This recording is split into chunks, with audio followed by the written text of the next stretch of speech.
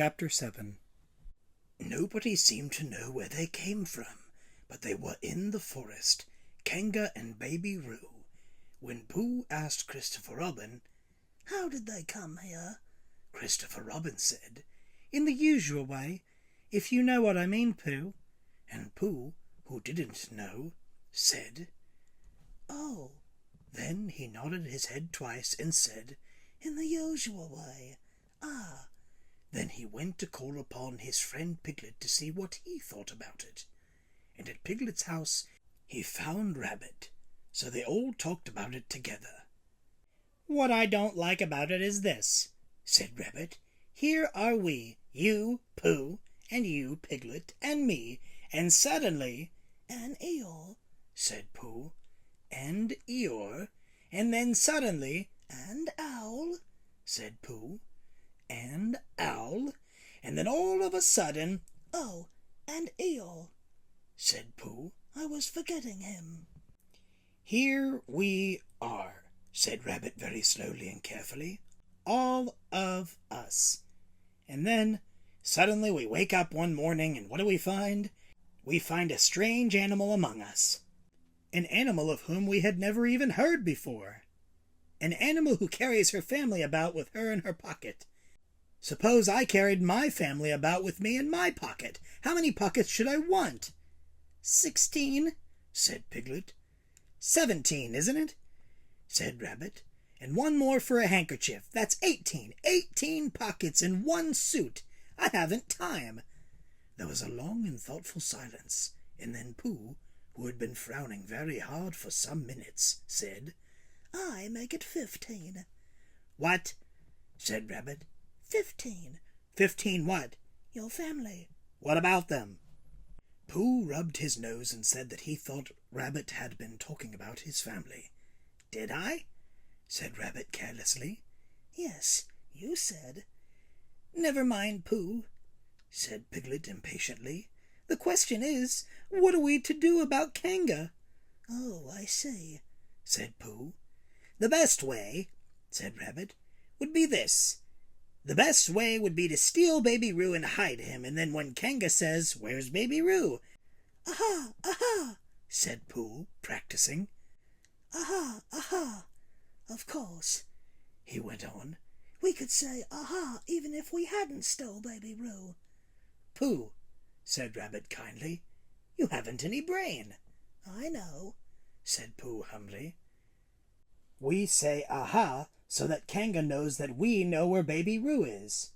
Aha means, 'We'll tell you where Baby Roo is if you promise to go away from the forest and never come back. Now don't talk while I think.'" Pooh went into a corner and tried saying aha in that sort of voice. Sometimes it seemed to him that it did mean what Rabbit said, and sometimes it seemed to him that it didn't. "I suppose it's just practice," he thought. "I wonder if Kanga will have to practice too, so as to understand it." "There's just one thing," said Piglet, fidgeting a bit. "I was talking to Christopher Robin, and he said that a Kanga was generally regarded as one of the fiercer animals. I am not frightened of fierce animals in the ordinary way, but it is well known that if one of the fiercer animals is deprived of its young, it becomes as fierce as two of the fiercer animals, in which case, aha is perhaps a foolish thing to say." "Piglet," said Rabbit, taking out a pencil and licking the end of it, "you haven't any pluck." "It is hard to be brave," said Piglet, sniffing slightly, "when you're only a very small animal." Rabbit, who had begun to write very busily, looked up and said, "It is because you are a very small animal that you will be useful in the adventure before us." Piglet was so excited at the idea of being useful that he forgot to be frightened any more, and when Rabbit went on to say that Kangas were only fierce during the winter months, being at other times of an affectionate disposition, he could hardly sit still. He was so eager to begin being useful at once. "What about me?" said Pooh sadly. "I suppose I shan't be useful." "Never mind, Pooh," said Piglet comfortingly. "Another time, perhaps." "Without Pooh," said Rabbit solemnly as he sharpened his pencil, "the adventure would be impossible." "Oh," said Piglet, and tried not to look disappointed. But Pooh went into a corner of the room and said proudly to himself, "Impossible without me, that sort of bear." "Now listen, all of you," said Rabbit when he had finished writing, and Pooh and Piglet sat listening very eagerly with their mouths open. This was what Rabbit read out. "Plan to capture Baby Roo. General remarks, Kanga runs faster than any of us, even me. More general remarks, Kanga never takes her eyes off Baby Roo except when he's safely buttoned up in her pocket. Number 3. Therefore, if we are to capture Baby Roo, we must get a long start because Kanga runs faster than any of us, even me. See number 1, for example. Number 4. A thought. If Roo had jumped out of Kanga's pocket and Piglet had jumped in, Kanga wouldn't know the difference because Piglet is a very small animal. Number 5. Like Roo. Number 6. But Kanga would have to be looking the other way first so as not to see Piglet jumping in. Number 7. See number 2, for example. Number 8. Another thought, but if Pooh was talking to her very excitedly, she might look the other way for a moment. Number 9. And then I could run away with Roo. Number 10. Quickly. Number 11. And Kanga wouldn't discover the difference until afterwards. Well, Rabbit read this out proudly, and for a little while after he had read it, nobody said anything. And then Piglet, who had been opening and shutting his mouth without making any noise, managed to say very huskily, "And afterwards? How do you mean? When Kanga does discover the difference, then we all say, 'Aha!' All 3 of us?" "Yes." "Oh. Why, what's the trouble, Piglet?" "Nothing," said Piglet, "as long as we all 3 say it." "As long as we all 3 say it," said Piglet. "I don't mind," he said, "but I shouldn't care to say 'aha' by myself. It wouldn't sound nearly so well. By the way," he said, "you are quite sure about what you said about the winter months?" "The winter months?" "Yes, only being fierce in the winter months." "Oh, yes, that's all right. Well, Pooh, you see what you have to do?" "No," said Pooh Bear. "Not yet," he said. "What do I do?" "Well, you just have to talk very hard to Kanga so as she doesn't notice anything." "Oh, what about?" "Anything you like." "You mean like telling her a little bit of a poetry or something?" "That's it," said Rabbit. "Splendid! Now come along." So they all went out to look for Kanga. Kanga and Roo were spending a quiet afternoon in a sandy part of the forest. Baby Roo was practicing very small jumps in the sand and falling down mouse holes and climbing out of them, and Kanga was fidgeting about and saying, "Just one more jump, dear, and then we must go home." And at that moment, who should come stumping up the hill but Pooh. "Good afternoon, Kanga." "Good afternoon, Pooh." "Look at me jumping!" squeaked Roo and fell into another mouse hole.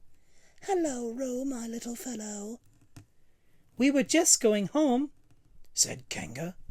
"Good afternoon, Rabbit. Good afternoon, Piglet." Rabbit and Piglet, who had now come up from the other side of the hill, said, "Good afternoon," and "Hello, Roo." And Roo asked them to look at him jumping, so they stayed and looked. And Kanga looked too. "Oh," said Pooh. "Roo, dear, just one more jump and then we must go home." There was a short silence while Roo fell down another mouse hole. "Go on," said Rabbit in a loud whisper behind his pole. "Talking of poetry," said Pooh, "I made up a little piece as I was coming along. It went like this. Now let me see." "Fancy," said Kanga. "Now, Roo, dear." "You'll like this piece of poetry," said Rabbit. "You'll love it," said Piglet. "You must listen very carefully," said Rabbit. "So as not to miss any of it," said Piglet. "Oh, yes," said Kanga, but she still looked at Baby Roo. "How did it go, Pooh?" said Rabbit. Pooh gave a little cough and began. "Lines written by a bear of very little brain. On Monday, when the sun is hot I wonder to myself a lot, now it is true, or it is not, that what is which and which is what. On Tuesday, when it hails and snows, the feeling on me grows and grows, that hardly anybody knows if those are these, or these are those. On Wednesday, when the sky is blue, and I have nothing else to do, I sometimes wonder if it's true, that who is what, and what is who. On Thursday, when it starts to freeze, and hoar frost twinkles on the trees, how very readily one sees that these are whose, but whose are these. On Friday— "Yes, it is, isn't it?" said Kanga, not waiting to hear what happened on Friday. "Just one more jump, Roo dear, and then we really must be going." Rabbit gave Pooh a hurrying up sort of nudge. "Talking of poetry," said Pooh quickly, "have you ever noticed that tree right over there?" "Where?" said Kanga. "Now, Roo." "Right over there," said Pooh, pointing behind Kanga's back. "No," said Kanga. "Now jump in, Roo dear, and we'll go home." "You ought to look at that tree right over there," said Rabbit. "Shall I lift you in, Roo?" And he picked up Roo in his paws. "I can see a bird in it from here," said Pooh. "Or is it a fish?" "You ought to see that bird from here," said Rabbit, "unless it's a fish." "It isn't a fish, it's a bird," said Piglet. "So it is," said Rabbit. "Is it a starling or a blackbird?" said Pooh. "That's the whole question," said Rabbit. "Is it a blackbird or a starling?" And then at last Kanga did turn her head to look, and the moment that her head was turned, Rabbit said in a loud voice, "In you go, Roo!" And in jumped Piglet into Kanga's pocket, and off scampered Rabbit with Roo in his paws as fast as he could. "Why, where's Rabbit?" said Kanga, turning round again. "Are you all right, Roo dear?" Piglet made a squeaky Roo noise from the bottom of Kanga's pocket. "Rabbit had to go away," said Pooh. "I think he thought of something he had to go and see about suddenly." "And Piglet?"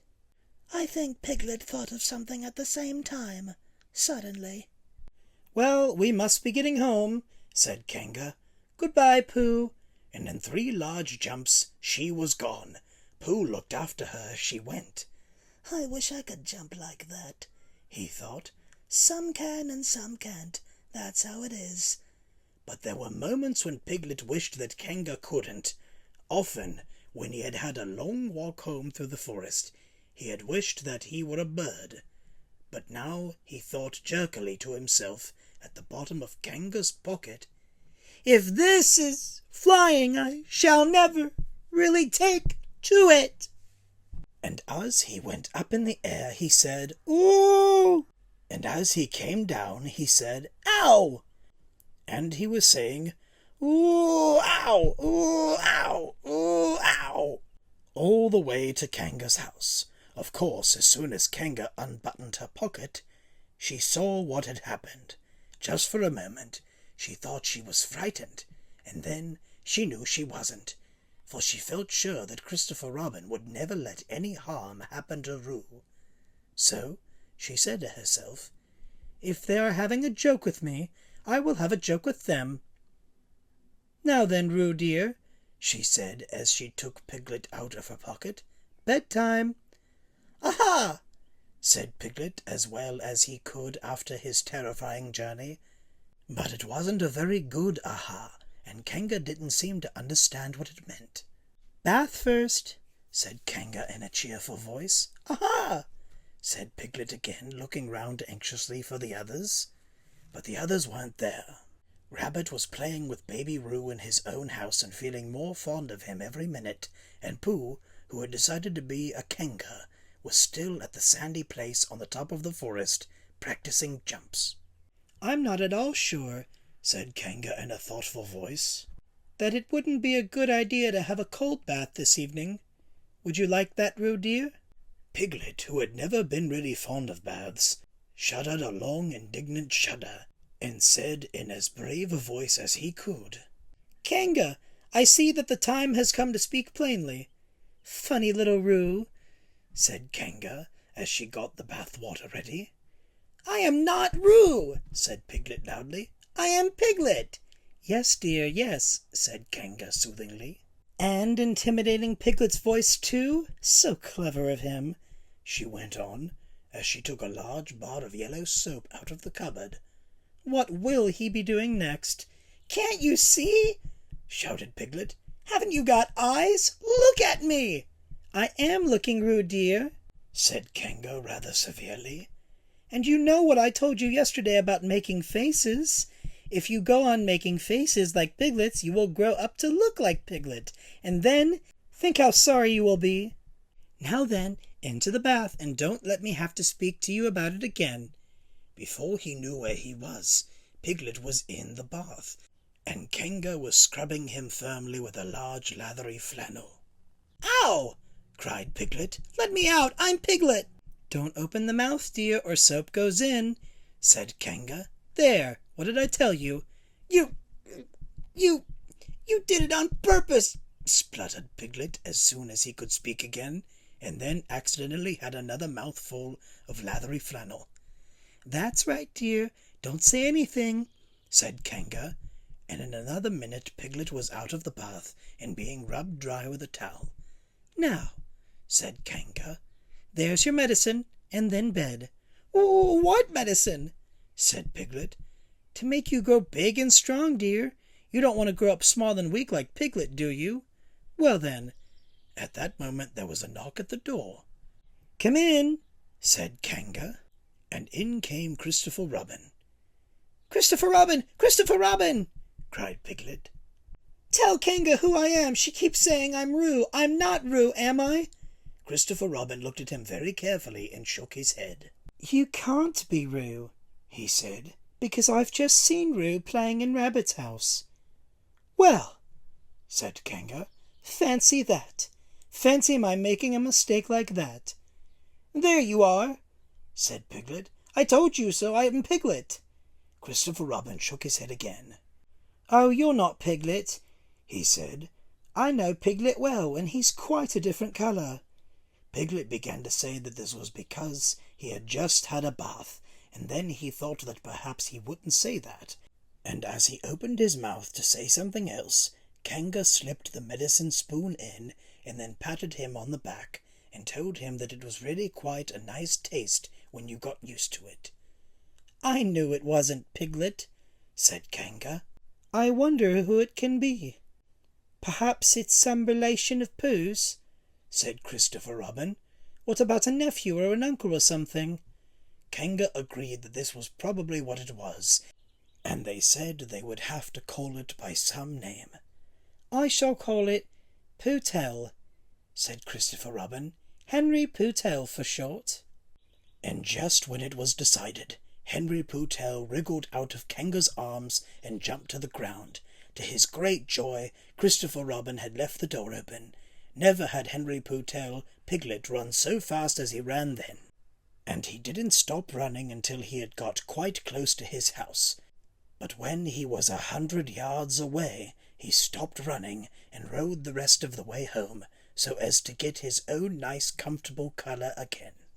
So Kanga and Roo stayed in the forest, and every Tuesday Roo spent the day with his great friend Rabbit, and every Tuesday Kanga spent the day with her great friend Pooh, teaching him to jump, and every Tuesday Piglet spent the day with his great friend Christopher Robin. So they were all happy again. End of chapter 7.